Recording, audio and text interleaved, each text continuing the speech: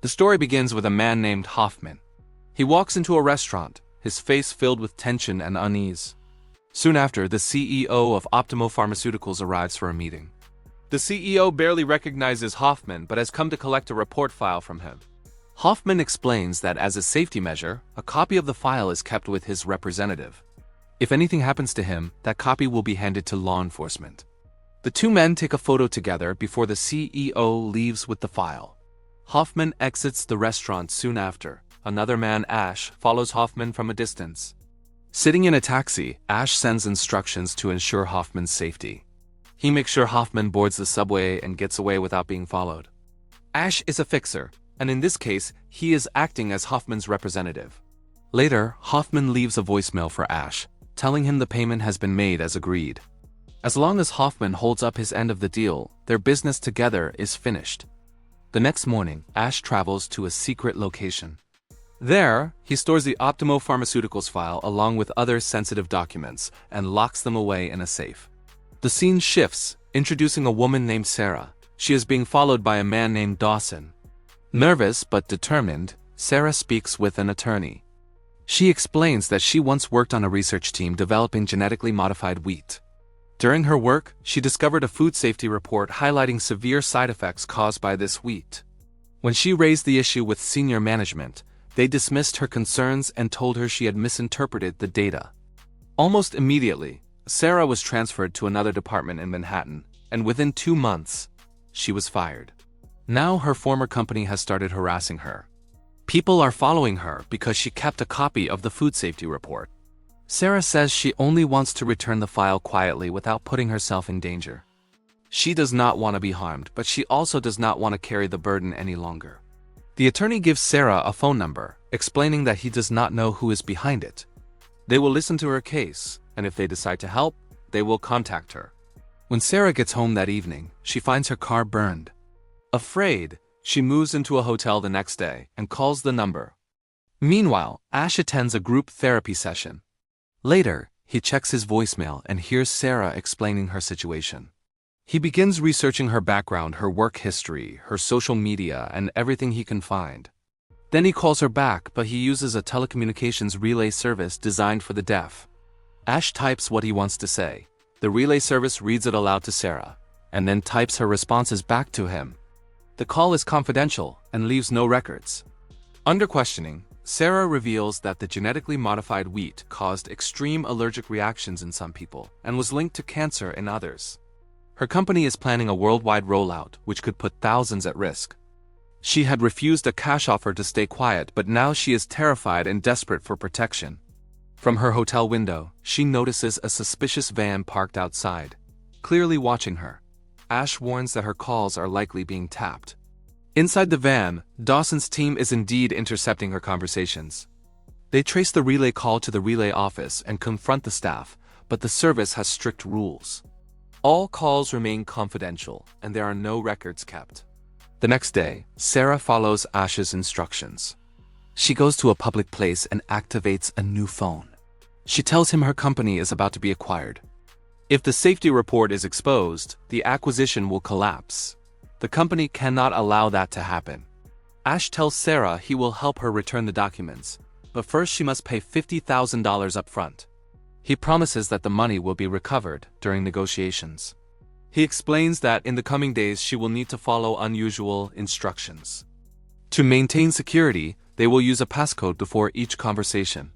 Ash prepares 2 phones marked with different colored tape, along with printed instructions, and delivers them to Sarah.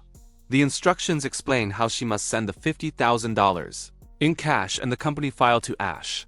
He instructs Sarah to take the 10:05 a.m. flight from New York to Pittsburgh, and then a connecting flight at 11:50 a.m. to Atlanta.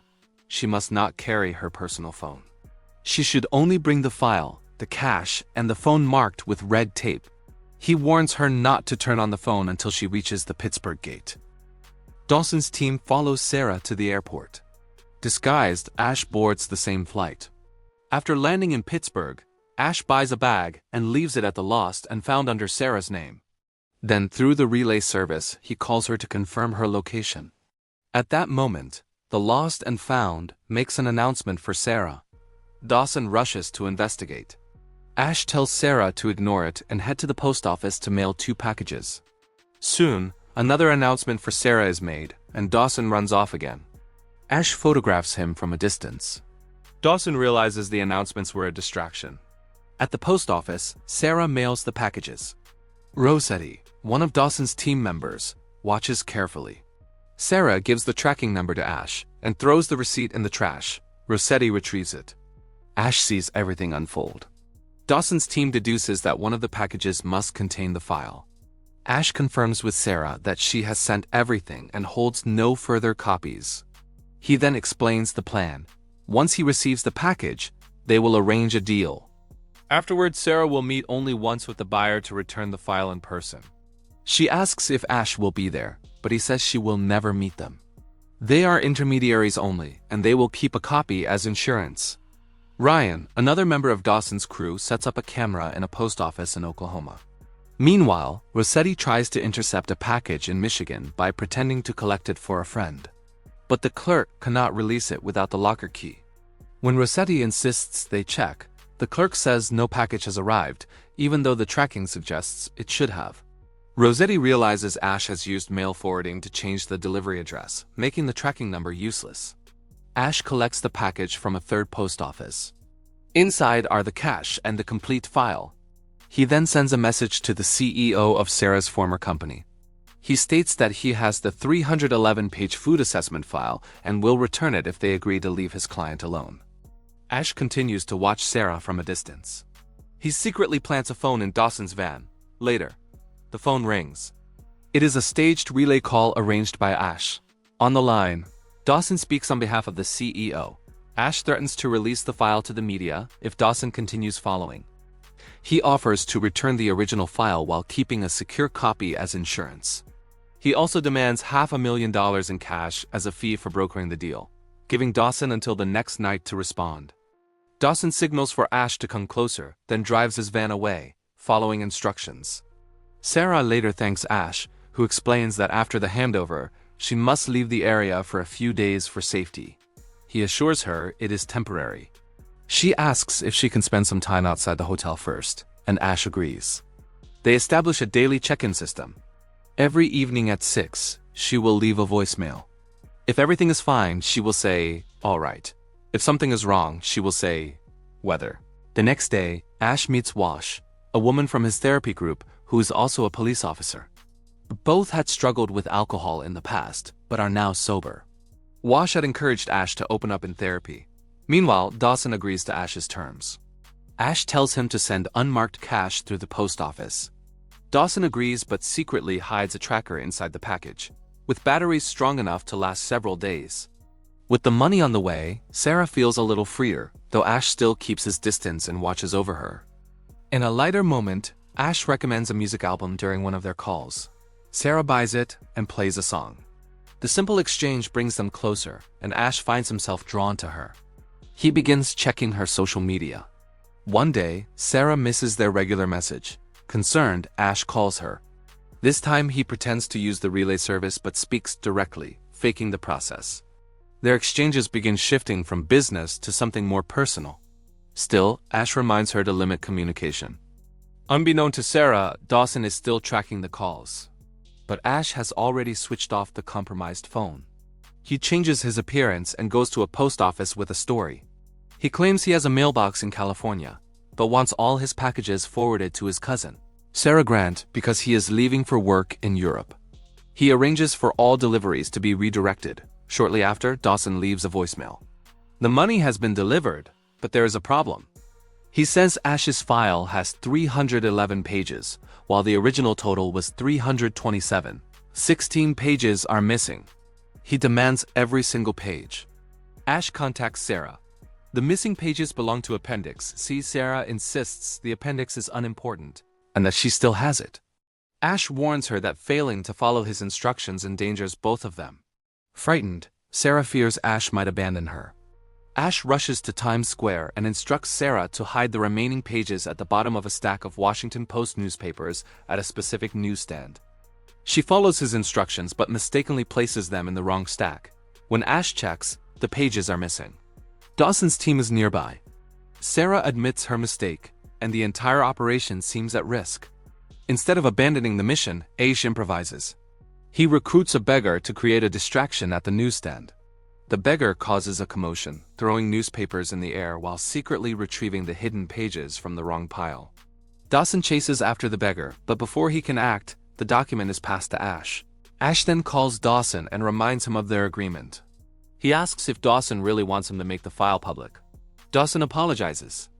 Ash sets the next condition. The handover will be in person, at a public location he chooses, with both Sarah and the CEO present. All Dawson gets from Times Square is some blurry footage of Ash, his face barely visible. Ash tells Sarah the exchange will take place on Thursday. Until then, she must call every day at 6 o'clock, saying only "weather" or "all right." No other words, no deviations. Meanwhile, the tracker batteries hidden in the cash package finally die. At home, Hoffman struggles with guilt over the deaths caused by his company's actions. He feels the weight of blood on his hands. Broken and hopeless, he tells Ash he will not call anymore. In therapy, Ash finally opens up. He reveals his real name is John and that he is Muslim. He explains that Muslims do not drink, but after September 11th, living in New York became difficult. He turned to alcohol to cope. When he was attacked, alcohol numbed the pain. Later, he found a job on Wall Street, but discovered corruption. He reported it, but nothing changed. Eventually, he was paid off and forced to sign a non-disclosure agreement. He accepted in a moment of weakness, but carried deep shame. Hoffman's final voicemail reminded Ash of his own brokenness. Ash knew Hoffman would not survive his burden. Wash comforts him. Ash then prepares for the upcoming exchange. He informs Sarah that the original file has arrived at the post office. A table is booked under the name Adam at a restaurant where Sarah and the CEO will meet. Ash tells Dawson how the night will unfold. But when the time comes, Sarah does not show up at the restaurant, nor does she answer Ash's calls. Something is wrong. Soon after, Sarah leaves a voicemail saying Dawson has identified Ash using facial recognition. He knows his real name, James Catton. She blames herself and says she will handle the handover alone. But it is a trap. Ash races to save her. Dawson has arranged the meeting at a crowded concert. Ash searches the crowd, calling Sarah, but she does not answer. He triggers the fire alarm, causing chaos as people stream out. In the confusion, he attacks Ryan and reaches Sarah, giving her the passcode to prove it is him. He warns her it is a trap and gets her out. They escape into a taxi. Sarah asks why he has done all this for her. He answers it is his job. She says it has gone too far, calling him James. He replies that is not his name. When she asks who he really is, he quietly says his name is Ashro. They reach a train station. Sarah must continue alone. Before she boards, Ash gently touches her hair. He watches her leave, his face heavy with emotion, and then disappears into the city. Later, a call comes through on Sarah's phone. She is now under Dawson's control. Dawson offers a new deal. He will let Sarah and the other person go if Ash leads him to the place where Ash kept his copy of the file. In exchange, Dawson promises to leave them alone once he gets that copy. Ash faces a painful choice. If he takes Dawson to his secret location, he will risk exposing other people whose safety depends on his secrecy. The idea of causing that harm almost drives him back to drinking, but he resists. He asks Wash for help and then, worn down by fear and pressure, accepts Dawson's terms. He tells Dawson he will go. The next morning, Ash goes to Sarah's apartment. A van waits nearby. Inside it are Dawson's men. They ambush him. They stun him, bind his hands, and throw him into the van. Sarah is there too, already tied up. Dawson aims a gun at Sarah and demands the password or the location of the safe. Under pressure, Ash gives up the information. But the moment does not go as Dawson planned. When the chance comes, Ash fights back. He throws one of Dawson's men out of the van and wrestles with the others. For a moment, it seems like he might break free. Then, without warning, Sarah stuns Ash from behind. In that instant, the terrible truth becomes clear. The whole setup was a trap. Sarah herself is revealed to be the leader of the group that captured him. They never intended to protect her. They wanted to reclaim the copy of the Optimo Pharmaceuticals file. The operation ties back to Hoffman and all the people who suffered because of the company. They drive to the secret place where Ash has hidden the documents. The door opens only with a password. Dawson's people untie Ash, but Ash deliberately enters the wrong code.